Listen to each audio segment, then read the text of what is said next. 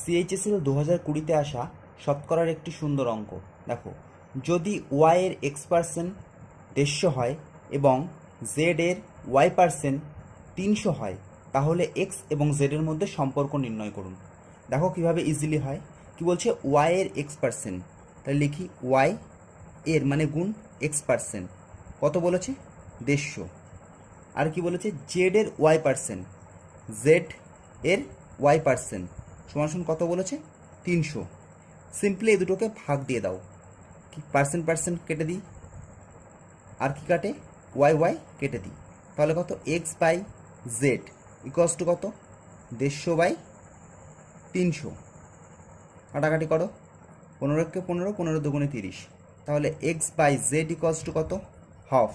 তাহলে এখান থেকে কোনাকুনি গুণ করলে জেড ইকুয়ালস টু কত 2x, Z equals to 2x, option B.